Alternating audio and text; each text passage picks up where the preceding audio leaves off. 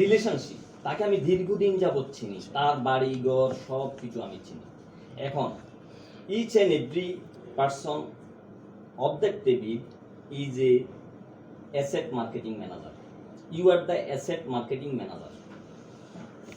That means R M মানে relationship manager. রিলেশনশিপটা কি? সম্পর্ক তৈরি, লাইন ক্রিয়েট করা, চেইন তৈরি করা। কার সাথে? বড়োয়ার সাথে, ল্যান্ডারের। আমরা হইলাম ল্যান্ডিং ইনস্টিটিউট আর হইল বড়োয়া। এখন আসে, তাইলে আমাদের কাজ হইল ওই যে ও যে কথাটা বলছে সিএসও কাজ করবে। দেখেন সিএসও হচ্ছে কেরানি, কথা বুঝেন, সিএসও কেরানি। তাকে আমি যা বলি তাই করবে। সে আমাকে বললো স্যার ওই জায়গায় একটা ফাইল আছে, আমরা যাব, দেখব, বুঝবো, শুনবো, অ্যানালাইসিস করব, রিস্ক গুলা সিলেকশন করব, রিস্ক গুলাকে মিটিগেট করব, রিস্ক গুলাকে মিনিমাইজ করব।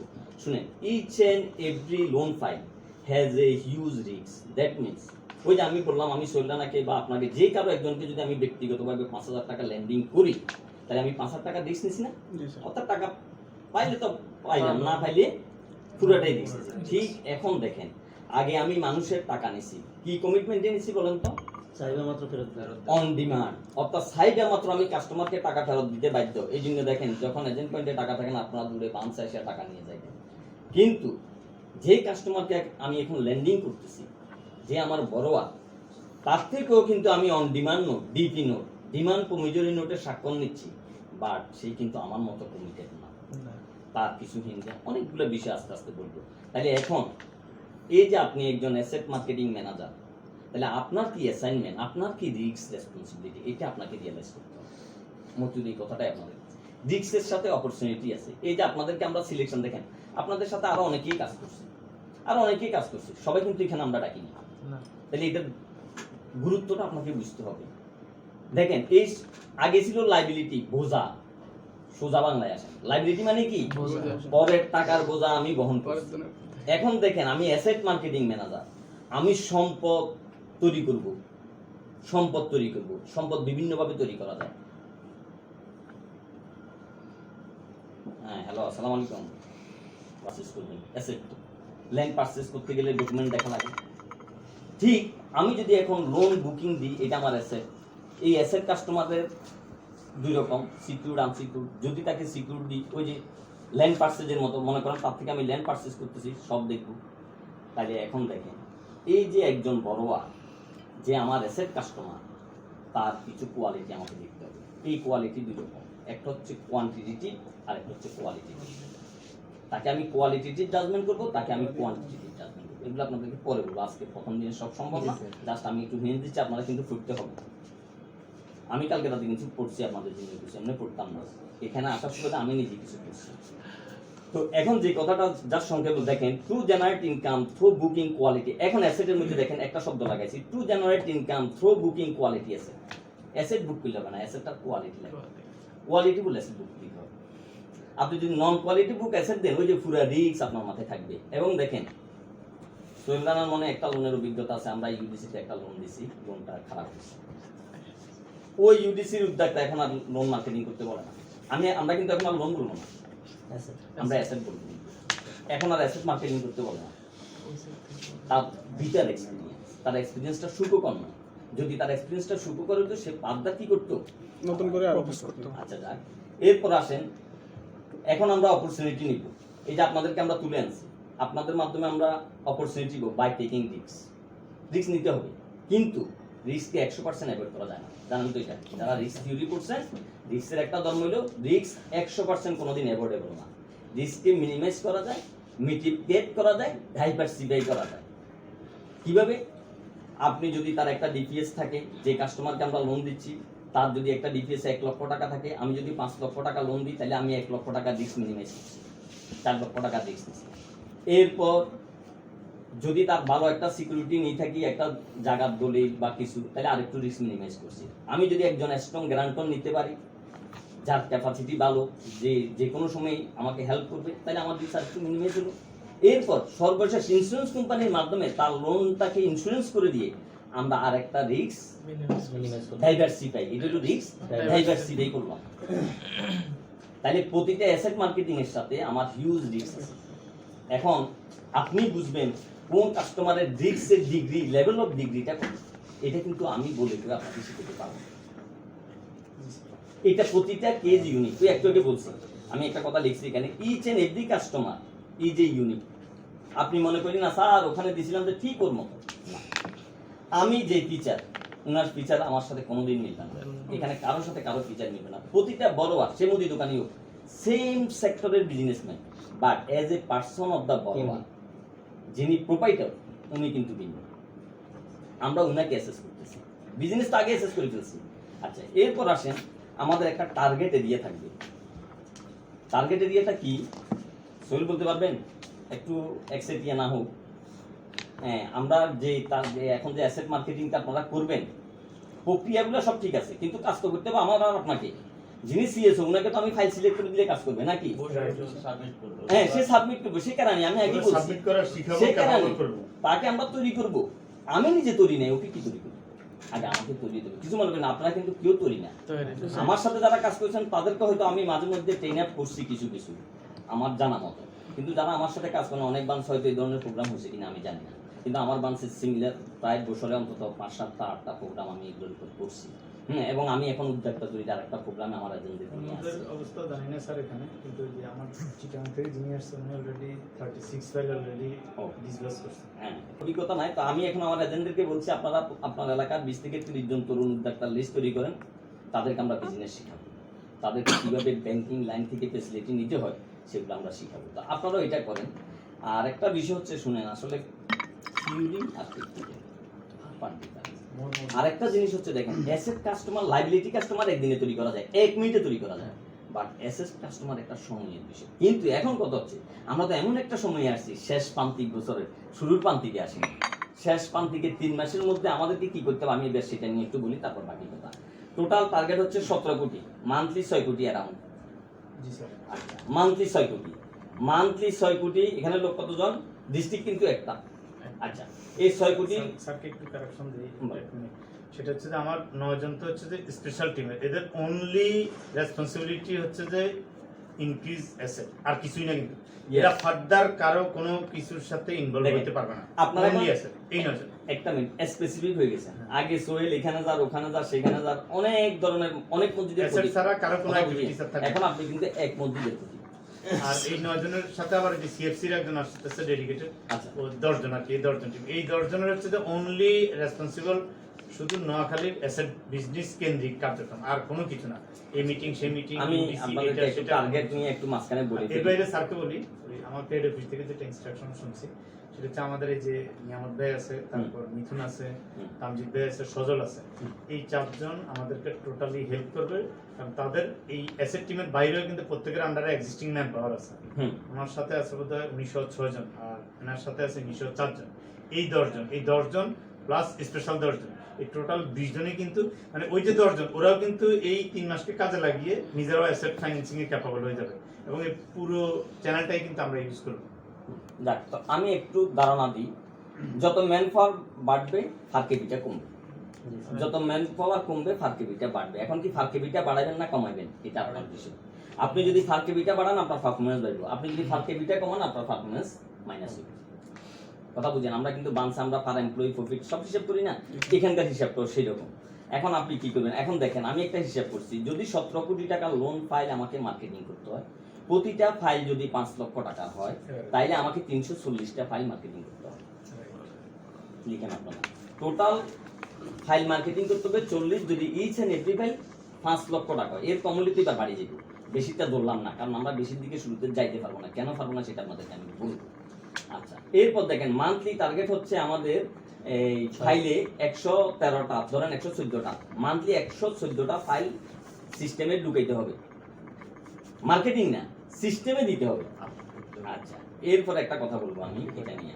এখন মান্থলি লোন অ্যামাউন্ট টার্গেট হচ্ছে অ্যারাউন্ড 6 কোটি। মান্থলি লোন অ্যামাউন্ট টার্গেট করলে 17-এ আমি অ্যারাউন্ডে 6 কোটি ধরছি, প্লাস মাইনাস। আচ্ছা, তাইলে দেখেন, এখন যদি প্রতিটা ফাইল 5 লক্ষ টাকার হয়, তাহলে মান্থলি আমাকে 120টা ফাইল, হচ্ছে আগে বলছি, টোটাল আমি মানে রাউন্ড করে নিছি, 120টা ফাইল সিস্টেমে দিতে হবে মাসে।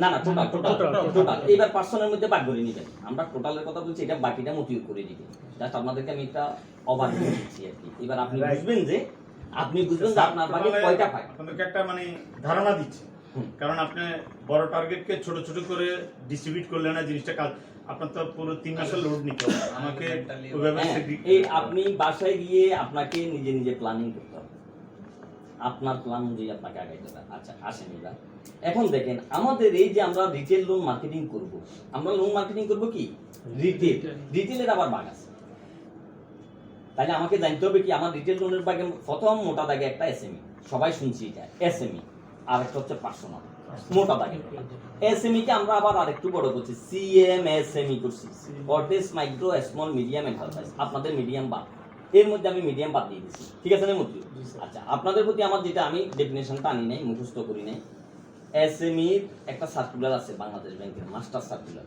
ওখানে ডেফিনেশন আছে এসএমই লোন কিন্তু বিশাল আমরা যে এসএমই বলতেছি আসলে এত ছোট না এটা মতিউর পরে আরেকটা ক্লাসে আমি এটা ব্রিফিং দিব আপনাদেরকে পড়াই দিব হাতে কলমে শিখিয়ে দিব বুঝতে পারছেন আজকে শুধু আমি একটা ওভারভিউ দিয়ে যাচ্ছি আপনারা এটা ধরে ধরে ইউটিউব ঘেটে ঘেটে নিজেরা এগুলো ফুটবেন আচ্ছা এরপর আসেন তাহলে আমরা এখন রিটেল লোন মার্কেটিং করব তার মধ্যে আমরা মার্কেটিং করব এসএমই এসএমইর মধ্যে আবার দুই ক্যাটাগরি সিকিউরড আনসিকিউরড আমরা মার্কেটিং করব আনসিকিউরড আমরা সিকিউরডে যাব না সিকিউরড পারবেন না সিকিউরড সময় সাপেক্ষ বিষয় এটা পরে বলবো এখন এত কথা বলা যাবে না তাহলে আমাদের ফাইল মার্কেটিং হবে কি আনসিকিউরড এখন দেখেন নামে আনসিকিউরড কোনো সিকিউরিটি নেই তাহলে পুরো রিস্ক দিচ্ছি না ওই যে একটু আগে বলছি রিস্ক মিনিমাইজ করতে হবে তাইলে আমি আমার ক্রাইটেরিয়াগুলো কি হবে ক্রাইটেরিয়া হবে আমার দেখেন কারেন্ট অ্যাকাউন্ট ছাড়া কি লোন হবে তাহলে দেখেন আমাদের অনেক ভালো কাস্টমার শুধু সেভিংস অ্যাকাউন্ট খুলে বসে আছে তার কিন্তু কারেন্ট অ্যাকাউন্টের মধ্যে আমার একটা অবজারভেশন আছে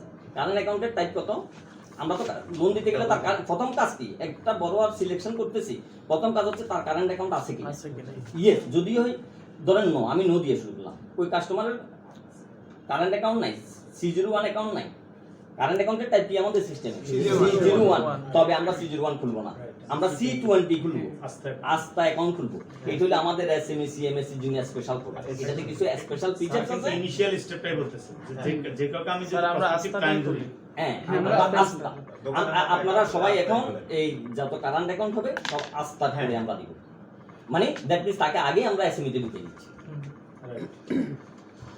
ঠিক আছে আচ্ছা এরপর আসেন তাহলে এটা মাথায় রাখবেন C01 এ কোনো অ্যাকাউন্ট হবে না C20 তে আচ্ছা C20 তে অ্যাকাউন্ট হইলো এখন আমরা দেখব টার্নওভার আমরা একজন বড়বার সিলেকশনে প্রাইমারি পর্যায়ে যে কেউ যদি আমার কাছে আসে আমি কথা বলি না যদি লোনের জন্য আমার কাছে আসে ধরেন এখন কিছু মনে করি না এক্সিকিউটিভ ম্যানেজার হলে কি যে রেঞ্জে কাজ করি ওখানে বড় ফাইনালি কাজ করার সুযোগ নেই সব ছোট ছোট তো প্রথম আসি বলে স্যার আমার একটা লোন লাগবে তো আমি জিজ্ঞেস করি ভাই আপনার কোন ব্যাংকে আবার একটা জিনিস দেখেন আমার ব্যাংক অ্যাকাউন্ট থাকতে হবে নট নেসেসারি যে কোনো ব্যাংকের যে কোনো শাখায় যে কোনো জায়গায় তার একটা অ্যাকাউন্ট থাকলে চলবে সেটা কারেন্ট অ্যাকাউন্ট আর সেভিংস সাপোর্ট সেভিংস নিব না তা না সাপোর্ট হিসেবে নিব আচ্ছা এখন ধরেন কারেন্ট অ্যাকাউন্ট আছে এবার হইলো কারেন্ট অ্যাকাউন্ট ইয়েস যদি ইয়েস হয় আমি তার কাছে কি চাইবো লাস্ট এক বছরের একটা স্টেটমেন্ট চাইবো লাস্ট এক বছরের মিনিমাম বেশি নিতে পারলে ভালো দরকার নাই এক বছরের একটা স্টেটমেন্ট নিব এই স্টেটমেন্টের দুইটা side debit and credit credit সাইডটা কি আপনি বলেন তো ওই কাস্টমার যদি অ্যাকচুয়াল বিজনেসম্যান হয়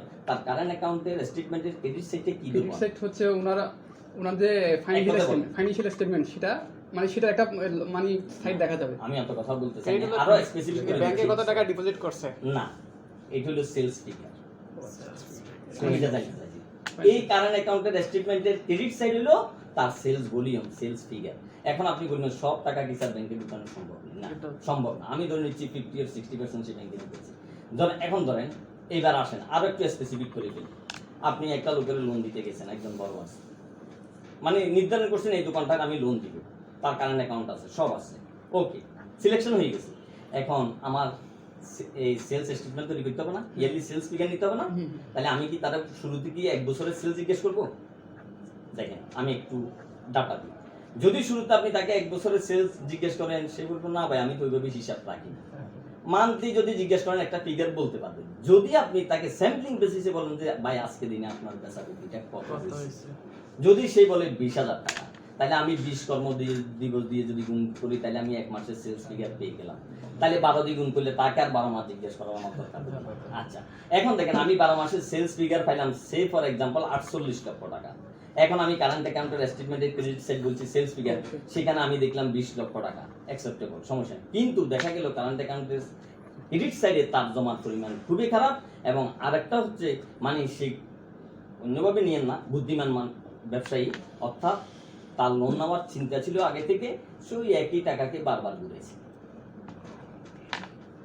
এটা হইলো উইন্ডো ড্রেসিং, আর্টিফিশিয়ালিটি। এগুলো আপনাদেরকে বুঝতে হবে, কিন্তু আগে কিন্তু এগুলো বোঝার দরকার হয়নি। এই জন্য আমি বললাম, যখন আমার কাছে কেউ আসে তখন আমি বলি, ভাই আপনার কোনো ব্যাংকে যদি স্টেটমেন্ট মানে অ্যাকাউন্ট থাকে, সেভিংস হোক আর কারেন্ট হোক, আপনি 1 বছরের স্টেটমেন্টটা আমাকে এনে দেন। পয়সার আগে আমাকে বলেন কিস্তিগত এটা সেটা, আমি যেন এত কথা বলার আপনার আমার সময়ের দাম আছে, আমি আগে আপনার স্টেটমেন্ট না দেখে আপনার সাথে কথা বলবো না। কারণ কথা বলার জন্য একটা সূত্র লাগবে, কথা বুঝেন, আপনি গল্প করবেন, একটা সূত্র গেট করতে হবে না। স্টেটমেন্ট হলো কথা বলার সূত্র। এবার আমরা সূত্রে ডুবে গেলাম। এখন দেখেন, ওই কারেন্ট অ্যাকাউন্টের স্টেটমেন্টের ক্রেডিট সাইড হলো তার সেলস, যাই হোক, ডেবিট সাইড হলো তার এক্সপেন্ডিচার, অর্থাৎ সেই মাল কিনলে চেক দিবে। সূত্র দেখেন, ছোট ছোট সিস্টেমটা কি, বেচা বিক্রি হবে ছোট ছোট, ছোট ছোট জমা ব্যাংকে ঢুকবে, বড় আকারে বাইরে হবে, বড় জমা ব্যাংকে ঢুকবে, ছোট ছোট বাইরে হবে। এইটা কারেন্ট অ্যাকাউন্টের বৈশিষ্ট্য না, এটা সেভিংস এর বৈশিষ্ট্য। সেভিংসে বড় ঢুকবে, ছোট ছোট বাইরে হবে। কারেন্টে ছোট ছোট জমা হবে, বড় আকারে বাইরে হবে। ডেইলি সেলসটা জমা হবে, যেদিন পারচেজ করবে সেদিন বের সপ্তাহ হবে। বা 15 দিন অন্তর তার সাপ্লায়ারদেরকে সে পেমেন্ট করবে। ক্লিয়ারিং চেক দিছে এখন কথা হচ্ছে আমরা গ্রামের তো না, এই আমরা তো এই জন্য আমাদের কাজকে আমরা তাদেরকে তৈরি করি, আমরা উদ্যোক্তা তৈরি করব। আগে বেসিকটা, এরপর হচ্ছে যে কোথাও কোথাও রিল্যাক্স না, আছে, এবার আমরা কি আছে। করব বলতেছি, আমি আপনাদেরকে সব বলবো, একটু দাঁত ওয়াইড যাই। এখন দেখেন, আমরা অ্যাকাউন্ট স্টেটমেন্ট অ্যানালাইসিস করে ফেলছি, বড়োয়ার সিলেকশন হয়ে গেছে, ধরেন আমরা বড়োয়ার সিলেকশন করে ফেলছি এই পুজো। এখন আমরা আগেই বলছি আমরা তাকে লোন দিচ্ছি কি আনসিকিউরড লোন দিব। আচ্ছা, এখন আসেন, তাহলে এই পর্যায়ে আমার কাজটা কি হবে? আমি কি নিচ্ছি? চ্যালেঞ্জ। আমরা কি নিচ্ছি? হ্যাঁ, তার সাথে কি আছে আমাদের? অপরচুনিটি। আমি একটা শব্দ লিখছি, চ্যালেঞ্জ ভার্সেস অপরচুনিটি। এখন আমাদের কি চ্যালেঞ্জ, কি অপরচুনিটি? দেখেন, এই মুহূর্তে আমার ব্যাংকের টোটাল ডিপোজিট কারো জানা আছে? কেউ বলতে পারবেন এখানে আমার ব্যাংকে শেয়ার আজকের দিনের টোটাল ডিপোজিটটা কত, বা বৃহস্পতিবারের টোটাল ডিপোজিটটা কত ছিল কেউ জানেন? গ্লোবাল মানে আমার ব্যাংকে 28,000 কোটি টাকা প্লাস মাইনাস, 28,000 কোটি টাকা প্লাস মাইনাস। টোটাল লোন হচ্ছে 23,000 কোটি টাকা প্লাস মাইনাস। আমার সারপ্লাস মানে হচ্ছে 5,000 কোটি টাকা। আমার এডি রেশিও হচ্ছে 68 পয়েন্ট সামথিং। আমার এখানে খালি আছে 12%। 80 যদি আমি রেশিও ধরি, 82 আমি 80 ধরলাম, তাও 12 থেকে 14% আমরা এডি রেশিওতে গ্যাপে আছি, মানে অ্যাসেট কম আছে, আরো দিতে পারবো। মানে 5,000 কোটি টাকা আমাদের আবার 3,000 কোটি টাকা ডিপোজিট হাইড করা আছে, এটা আপনাদের বললাম। মানে এটা হলো স্ট্রেস ম্যানেজমেন্টের একটা কৌশল হিসেবে আমাদের একটা ডিপোজিট শো করে। হ্যাঁ, তো এর মধ্যে ধরেন আমরা 5,000 কোটি টাকা লেন্ডিং এর ক্ষমতা আমাদের রয়ে গেছে। এর মধ্যে বর্তমান মার্কেট সিনারিতে আপনাদেরকে আরেকটা জিনিস বলি। আচ্ছা, মোবাইল একটু ইয়ে রাখেন। কিছু কিছু ব্যাংক বর্তমানে কোনো ল্যান্ডিং করতেছে না, কেউ কেউ করতেছে, কেউ কেউ করতে। বর্তমানে মার্কেটে ল্যান্ডিং করে না এরকম একটা ব্যাংকের নাম কে বলতে পারবেন আমার? বর্তমানে ল্যান্ডিং করতেছে না, কারা করতেছে না মার্কেটে স্যার ল্যান্ডিং? ওয়ান ব্যাংক একটু কম করে, আমি চন্দ্রগঞ্জ ইসলামী ব্যাংক একদম জিরো, কোনো ল্যান্ডিং এ নাই। ফার্স্ট সিকিউরিটি ব্যাংক জিরো, অর্থাৎ এসালাম গ্রুপের যতগুলো ব্যাংক আছে, আমি স্পেসিফিক নাম বলে দিলাম, ওই ব্যাংকগুলো ল্যান্ডিং এ নাই, তারা শুধু ডিপোজিট কালেকশনে আছে। তাহলে এখন আমাদের টার্গেট হবে, যেখানে যেখানে ইসলামী ব্যাংকের এজেন্ট আছে, আর আমার এজেন্টকে তুলে ধরার জন্য, হ্যাঁ, উনি রিকভারি টিমের রিকভারি টিমে আছে। আচ্ছা, আমি কি নতুন আসছে স্যার, আগে তো কাপড় জমা ছিল। কানুজমানদের বসা আমি তো কাপড় জমা করেছি। ওদের 3 জন 4 জনের ও এই কি আলমামু? আলমাম। বুঝছি, আপনার ওখানে বসে? হ্যাঁ আলমাম। আচ্ছা, ঠিক আছে। আচ্ছা শুনেন, আমি যে কথাটা বলছি, তাহলে এখন আমাদের একটা পজিটিভ, আমি আপনাদেরকে পজিটিভ দিকটা বলতেছি। মার্কেটে আমাদের কি স্ট্রেন্থ? এখন দেখেন, আপনি মার্কেটে যাবেন, আপনার স্ট্রেন্থ উইকনেস জানতে হবে না, আপনার কি নিয়ে যাবেন আপনি কাস্টমার কাছে, তাহলে আপনি কি বলবেন? একই জায়গায় ইসলামী ব্যাংকের এজেন্ট আছে, আমরাও আছি, আদার আছে, তাহলে ল্যান্ডিং করতেছে কি আমরা? করতেছে না। ব্র্যাকেটটা আমি পরে আসবো, স্যার যেটা বলছি ওইটা নিয়ে একটু পরে আসবো। তাহলে দেখেন, আমরা এই জায়গায় আমরা আগানো, এবং টোটাল এজেন্ট ব্যাংকিং এর সিনারিতে বাংলাদেশ ব্যাংকের লাভ যে রিপোর্টটা বাড়িয়েছে, কেউ দেখছেন? একটু দেখতে হবে, একটু পড়াশোনা করতে হবে। যে জায়গায় আসছেন সম্পূর্ণ ভিন্ন এদিনে, আমি এই জন্য আসছি, লোক সামলাতে পারিনি বলছি না, এই জায়গার প্রতি আমার একটা আলাদা দুর্বলতা আছে, এটাও সোহেল জানার কথা। হ্যাঁ, আমি এই ব্যাংকে ক্রেডিট অফিসার হিসেবে আসছি, ব্যাংকের সাথে আমার জয়েনিংটা কিন্তু ক্রেডিট অফিসার হিসেবে। যদি এখন এদিকে চলে আসছি আর কি, বুঝছেন, এবং আমার পুরো ব্যাংকিং ক্যারিয়ারটাই ক্রেডিট দিয়েছে। স্যার একটু আপনার সাথে অ্যাড করি। হ্যাঁ, বলেন। আপনি যেটা বলছেন এটাতে আমাদেরকে একটু বোঝা উচিত। ব্যাংকার হিসাবে আপনাকে উপরে উঠতে গেলে ক্রেডিট এক্সপোজার বেস হইতেই হবে। স্যার যেটা বলছে যে উনি ক্রেডিট থেকে এখন এই সাইডে আসছেন, উনি ক্রেডিট ছিল বিদায় এখন ম্যানেজারই দিচ্ছে। কারণ হচ্ছে যে কোনো ব্যাংকের ম্যানেজারই করতে হলে ওনাকে ক্রেডিট বুঝতে হবে, ক্রেডিট অ্যাসেস করতে হবে, ক্রেডিট অ্যানালাইসিস করতে হবে।